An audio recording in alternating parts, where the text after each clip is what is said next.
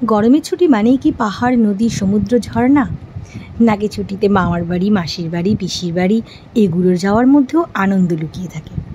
আমাদের ছোটোবেলায় আমরা কিন্তু অপেক্ষা করে থাকতাম কবে গরমের ছুটি পড়বে বা পুজোর ছুটি পড়বে, আর বেশ কিছু দিনের জন্য বই খাতাকে টাটা বাই বাই করে সোজা চলে যাব মামার বাড়ি, পিসির বাড়ি অথবা মাসির বাড়ি। আজকের ভিডিওটাতে আমি কিন্তু সেরকমই গল্প করব তোমাদের সাথে। নমস্কার, আমি তন্দ্রা।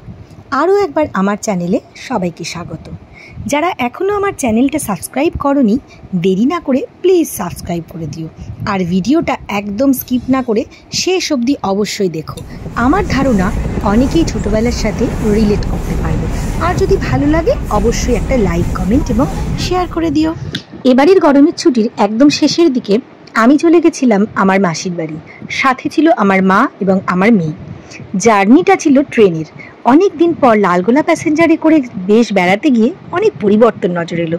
পুলিশের তৎপরতা, লেডিস কম্পার্টমেন্টে মহিলা যাত্রীদের সচেতনতা বেশ নজরে পড়ার মতো। আগে তো লালগোলা লেডিস দেখে বুঝতেই পারতাম না এটা আদৌ লেডিস নাকি জেনারেল। যাই হোক, ট্রেনে যদি জার্নি করো আর বসার যদি একটা খুব ভালো সুন্দর জায়গা পাও, তাহলে এর চেয়ে আরামদায়ক আর কিচ্ছু নেই। মনে হচ্ছিল বাইরের সবুজ গাছপালা, ঘরবাড়ি, পুকুর ডোবা সব যেন আমাদের সাথে ছুটে চলেছে আমার মাসির বাড়ি। তাই উত্তেজনা ছিল চরম। 1 ঘন্টার একটা মনোরম জার্নি করে অবশেষে আমরা পৌঁছলাম আমাদের গন্তব্য জিয়াগঞ্জ স্টেশনে। এ শহর আমার বড় পরিচিত, ছোট্টবেলা থেকে কত স্মৃতি এখানকার। রাস্তাঘাট অনেক কিছুর বেশ কিছু পরিবর্তন হলেই মূল জিনিসটা কিন্তু একই রয়েছে। আর তোমরা দেখছো টোটো করে আমরা যাচ্ছি, মেয়ে কিন্তু এখানে প্যাটিসে যাচ্ছে। লালগোলা স্টেশনে উঠলেই মেয়ের এই জিনিসটা বড্ড পছন্দের। অবশেষে আমরা এসে পৌঁছলাম মাসির বাড়িতে। কিছু ফটোশ্যুট করেই আমরা কিন্তু বেরিয়ে গেলাম, এবং মাসির বাড়ির পাশেই বাংলা মন্দির। এই বাংলা মন্দির দর্শনে আমরা বেরিয়ে গেলাম। 1954 সালের বিখ্যাত বাংলা সিনেমা ঢুলি, যার অভিনয়ে ছিলেন সুচিত্রা সেনের মতো মহানায়িকা, সেই সিনেমার শুটিং কিন্তু এই বাংলা মন্দিরে হয়েছিল। এবং দুর্গাপুজোর সময় বাংলা মন্দির কিন্তু একটা আলাদা মাত্রা পায়। এখানে নবমীর ভোগ কিন্তু বিখ্যাত এবং ভীষণ জাগ্রত এখানকার মা। বাংলা মন্দির থেকে বেরিয়েই আমরা চললাম বালতি, ঘটি, মগ সবকিছু নিয়ে গঙ্গা স্নানের উদ্দেশ্যে, যেটা তোমরা অলরেডি দেখতে পেয়েছো। জিয়াগঞ্জের গঙ্গা কিন্তু বরাবরই আমাকে ভীষণ টানে, এবং মাসির বাড়ি যেহেতু গঙ্গার একদম পাশে, তাই এক্সট্রা অ্যাডভান্টেজ তো আছেই। বর্ষার গঙ্গা জলে টইটুম্বুর, আর বেশ কারেন্টও আছে। তবে আমরা একটু সাবধানতা নিয়েই সিঁড়িতে বসেই বেশ কিছুক্ষণ জলে পা ডুবিয়ে দারুণ মজা করেছি। আর তোমরা দেখতেই পাচ্ছ আমার মা এবং আমার মেয়ের কি সাংঘাতিক উত্তেজনা। মেয়ে যখন খুব ছোট ছিল তখন মা মাসির কোলে করেই এই গঙ্গায় স্নান করত, আর এখন এত বছর পর আমরা এখানে এসেছি যে ও এত মজা পেয়েছে যে উঠতেই চাইছে না।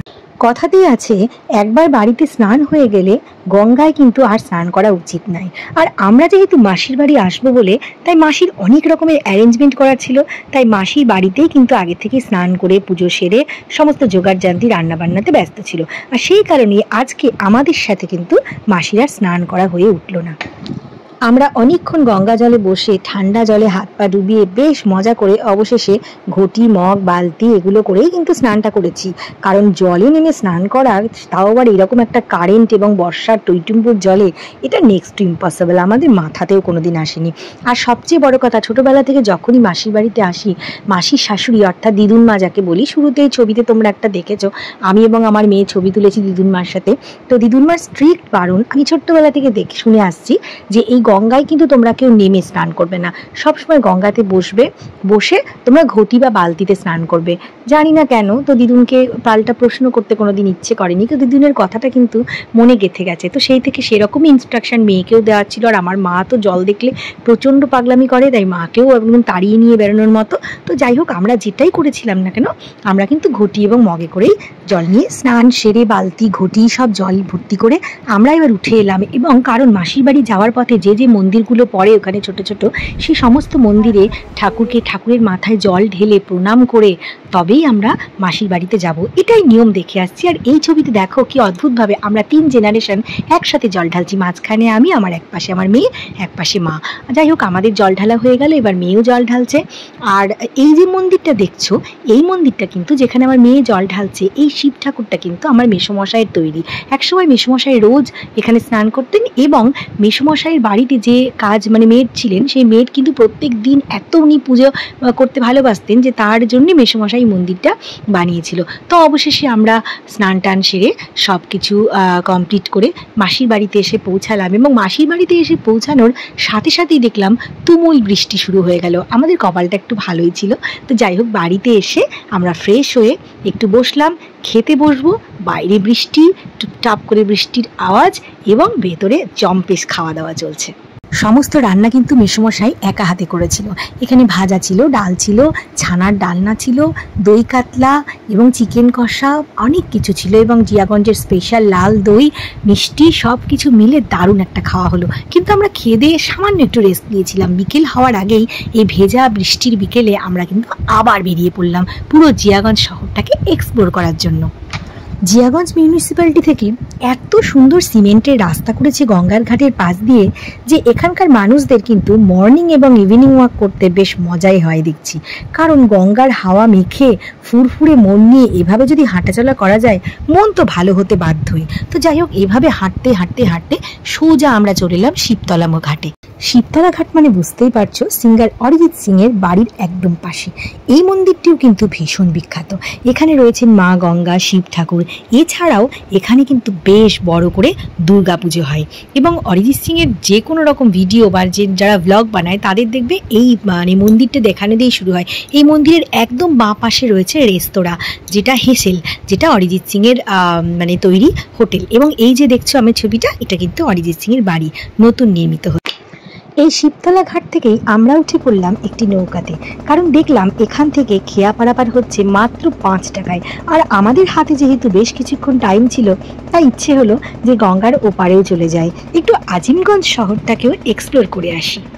এই যে একটু আগে অরিজিৎ সিং এর বাড়ি দেখাচ্ছিলাম, আজ থেকে যেন 10-12 বছর আগে যখন এই জায়গায় এসেছিলাম, অরিজিতের পুরনো বাড়ি দেখতে গেছিলাম, এবং কোইন্সিডেন্টালি অরিজিৎ সিং এর সাথে কিন্তু আমাদের দেখা হয়েছিল, অনেক গল্পও হয়েছিল, আলাপও হয়েছিল, কিন্তু আনফর্চুনেটলি সেদিন ছবি তোলা হয়ে ওঠেনি। তাই এবার বেশ আশা নিয়ে গেছিলাম, কিন্তু এবার ব্যাড লাক, এবার আর দেখা হলো না। গল্প করতে করতে আমরা কিন্তু এসে পৌঁছে গেছি আজিমগঞ্জ শহরে, এবং এই খেয়া পারাপারের ঘাটটায় এত সুন্দর করে মিউনিসিপ্যালিটি থেকে সাজানো হয়েছে, দেখতেই পাচ্ছ তোমরা। এবং আমরা এসেছিলাম পরন্ত বিকেলে।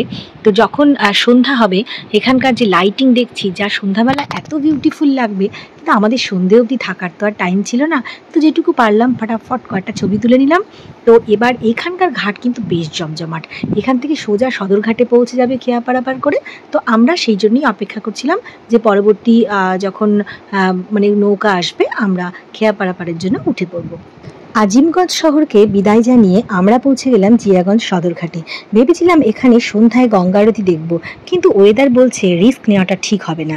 তাই বৈকালিক টিফিনটা সেরে এবার আমাদের বাড়ি ফেরার কিন্তু সময় হয়ে এলো। আমাদের ফেরার ট্রেন ছিল ঠিক সন্ধ্যে 7টায়। তো আজকের ভিডিওটা এইটুকুই। শুরু থেকে শেষ অবধি তোমরা অবশ্যই দেখবে। আর আমার মাসির বাড়ি, গঙ্গা, নৌকায় ঘোরা, খাওয়া দাওয়া সব কিছু তোমাদের কেমন লাগলো অবশ্যই কমেন্ট করে জানিও। আর এটাও আমরা জানতে চাই যে তোমাদের ছোটবেলায় তোমরা কেমন করে ছুটি কাটাতে। তো ভালো থেকো, সঙ্গে থেকো। আজকের জন্য এইটুকুই, টাটা।